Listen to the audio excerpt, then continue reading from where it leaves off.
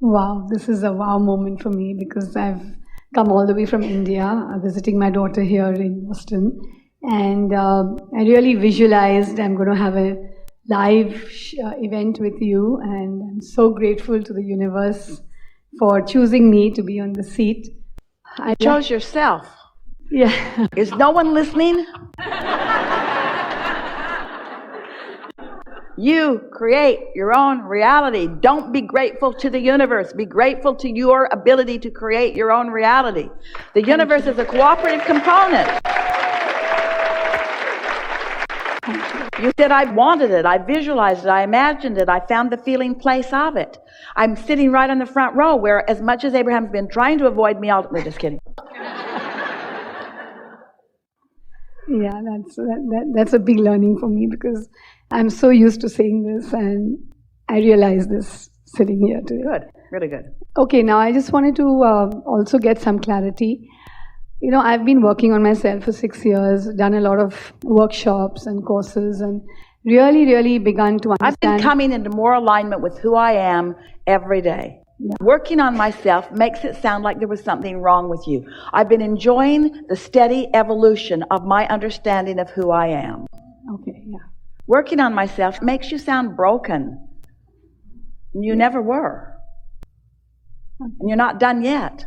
There's so much more work for all of you to do. No, it's not like that. It's more fun to be had, more clarity to be understood, more opportunities to flow, more reasons for connection, more energy to stream through on more subjects. That's what it's like. You're not climbing the rungs of a ladder. You're not making redemption for things left undone. You're joyful creators here to joyfully create. There's nothing serious going on.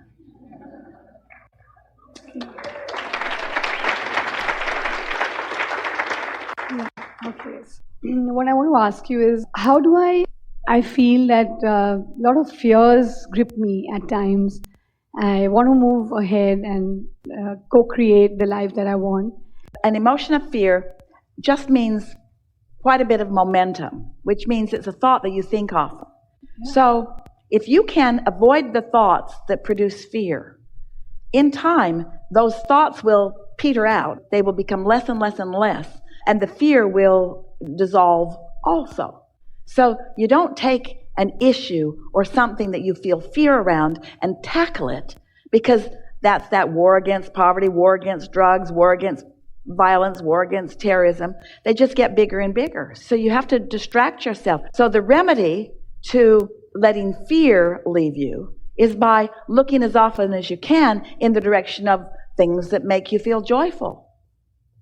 Isn't that interesting? I'm really afraid of this. What should I do? Never think about it again. But Abraham, it's big and it's there. Really, what should I do? How should I deal with this fear?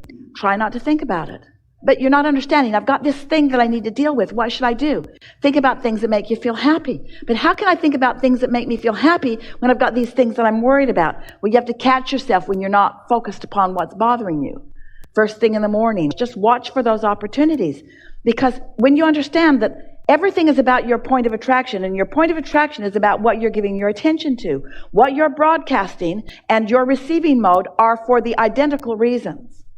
So when you find yourself feeling a lot of fear about something, it's time for you to sort of change your focus if you can. Spend time with different people. Do different things. Do things so that whatever it is that's causing the fear will loosen its grip on you a little bit, you see. Okay. And how do I overcome this feeling that when I get up in the morning, I feel very emotional. I'm not, of course, I then align myself and I get out of it. A feeling of releasing resistance often does feel emotional. It often even brings tears. Yeah. In other words, a feeling of releasing resistance is a feeling of relief. And a feeling of relief is an indication of a raising of vibration. Okay. And so understanding that and focusing in that direction will cause you to allow more momentum about that to happen. So it's okay to get up feeling that way? It's okay to get up feeling however you're feeling, because you can't do anything about it. The worst thing in the world is to feel some way and say, I shouldn't be doing this. That is the least helpful thing. But to acknowledge that you are feeling it, and then if you can, to identify how you really want to feel, or what are the positive aspects in what you are feeling, the better it gets, the worse it gets, So wherever you are, you're the one who has to lean it toward feeling better, or you're the one who leans it toward feeling worse. So we just ask you, is beating up on yourself for something you're feeling helpful or unhelpful? It's not helpful, is it? How did you get that way? Because a lot of people seem to need you to feel different than you did so that they could feel better. But that's sort of water under the bridge. Now you're standing in your powerful now. You have more choices. You all have more choices than you are often exercising. Most people, we love you so much, are responding or reacting to conditions. So the majority of the vibration that you offer is in reaction to what is, which is really a pretty silly thing, because you're the creator of what's to come. But if you keep reacting to what is, then what do you keep creating? More of what is. So that could be helpful, is just begin saying to yourself, I'm not going to be such a reactor to what is. I'm going to be more of a acknowledger of the best parts rather than a reactor to maybe the part that is the most dominant. Okay. We've been talking a lot about unconditional love.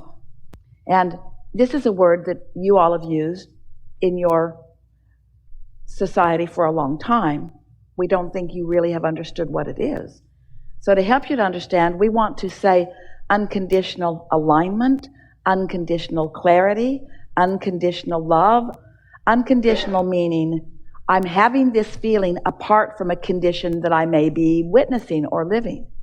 In other words, the condition doesn't have dominance over my connection to source. That is true longevity. This is just a temporary thing.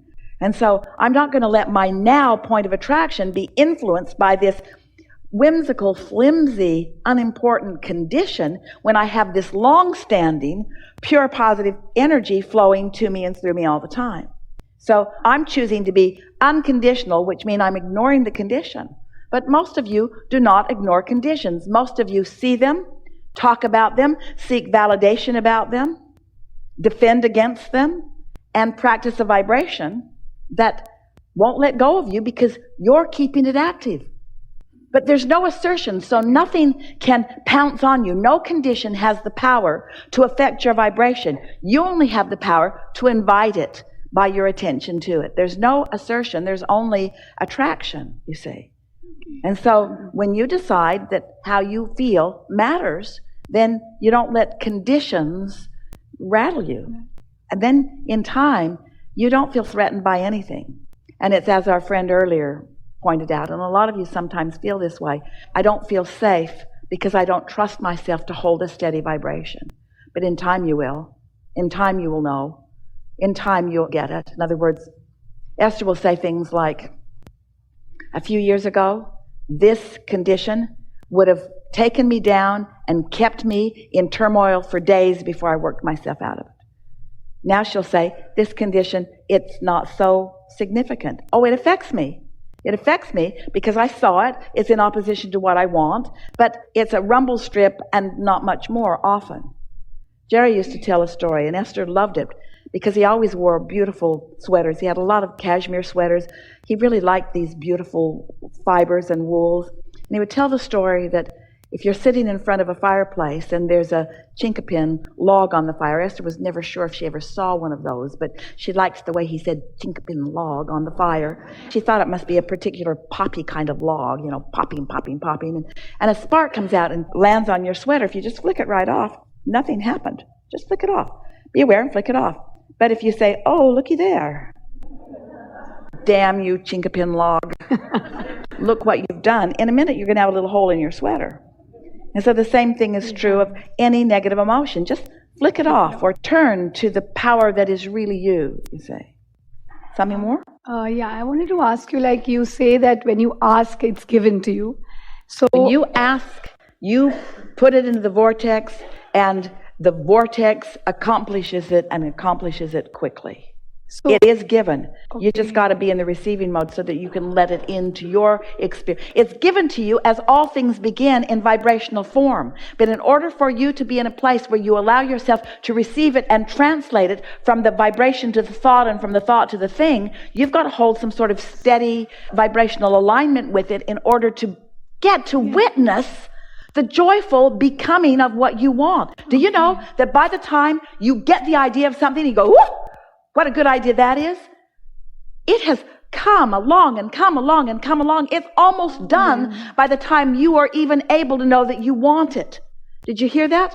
By the time that you are even able to know that you want it, it is well developed and it is a sure thing. But because you don't know that, because you don't start even measuring its becoming until it's coming into something that you can tangibly see. So often when you want something and you can't see it and you can't figure out how it's going to come about, you let the absence of it be the dominant thing in your vibration and you slow it way down. But if you could really believe what we say, that by the time you desire it, it's ripe, it's big, it's full, so much has happened, it's ready for you to start allowing the wonderful things to show themselves to you. That's the sweet spot. The sweet spot is between the realization, the conscious realization that you want it, standing there in certainty, knowing that if this time-space reality has the wherewithal to give you the desire, that it has the wherewithal to give you the full manifestation of it. When you know that, then when those desires happen like that, you go, here we go, here we go. Now what others would call magic, and I know the normalcy of non-physical knocking itself out to give me every little nuance and every little detail of every little thing that I want. Here we go, here we go. Here we go. Me and all that is and the energy that creates worlds flowing toward that. Okay. But you got to muster some worthiness before you're talking like that. So the question was that, do I need to keep asking every day for it, or if I just ask once? Here's the answer. If every time you focus upon it, it thrills you, then keep doing that. But if you're asking from your standpoint of needing something that you don't have, you're slowing it way down every time you ask. You have to ask yourself, from what framework am I asking? Am I pleading? Am I pleading for it? Please, please, I need this so much. Please, please. I got my answer. Say your prayers from a standpoint of appreciation, not from a standpoint of need. Because need doesn't let in what you want. Yeah.